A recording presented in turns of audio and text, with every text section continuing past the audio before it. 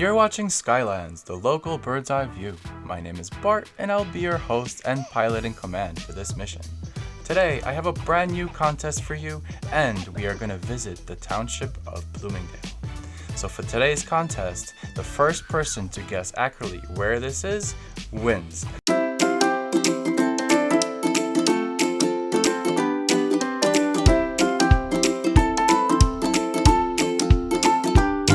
Did you catch that? Here it is one more time.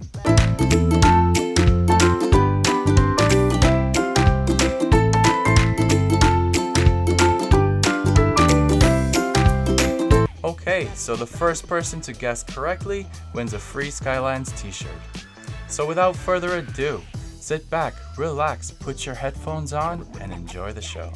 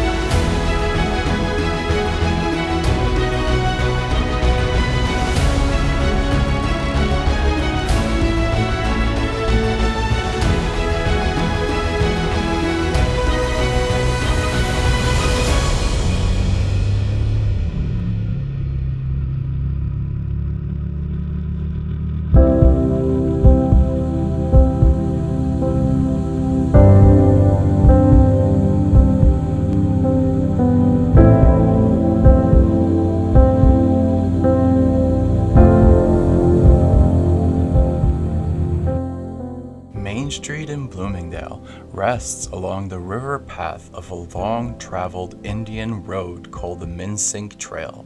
The trail is one of many long-treaded paths the Native Americans used when they called this land their home.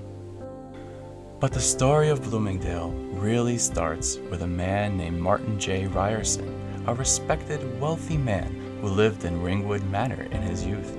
Martin's father, Martin I Ryerson, who owned many mines in the area and was one of the founders of Ringwood, died at a young age and passed the legacy on to his son Martin.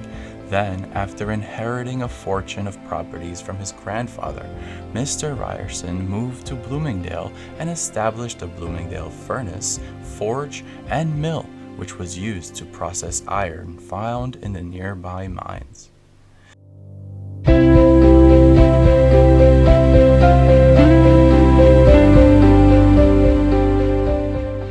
Ryerson realized that Bloomingdale and his business would benefit from a railroad, and with his money, power, and influence, he ended up making the railroad a reality, and Bloomingdale as a town grew, from a stopover town to the picturesque small town from that yesteryear, thanks to the railroad station, with a main street that boasted a hotel, general store, post office, and 2 small churches.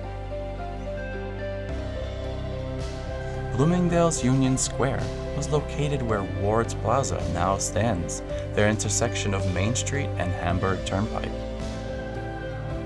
Fun fact, the railroad station had many setbacks before it came to fruition, but most notably, a homeowner whose property was on the planned track line refused to give permission until the railroad promised to build a stop on her property, which they did and kept their promise.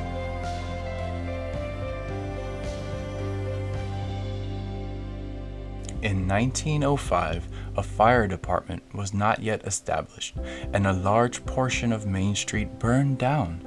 Newspapers from the time stated that people from neighborhood towns came to assist in a bucket brigade, passing buckets from person to person from the river to the fire. Check out these historic photos of Bloomingdale.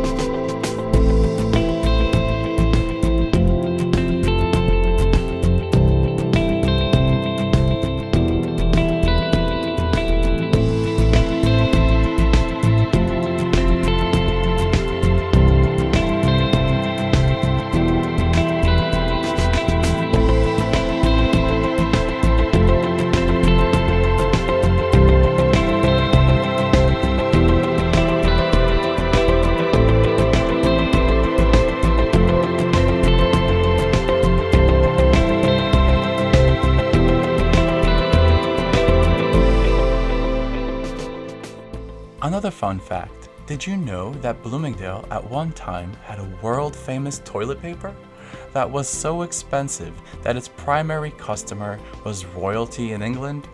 It was dubbed the Queen's Own and was manufactured at Pequenox Valley Paper Mill. Bloomingdale has changed much over the years, with Main Street littered with businesses and homes, but it never lost its small town feel.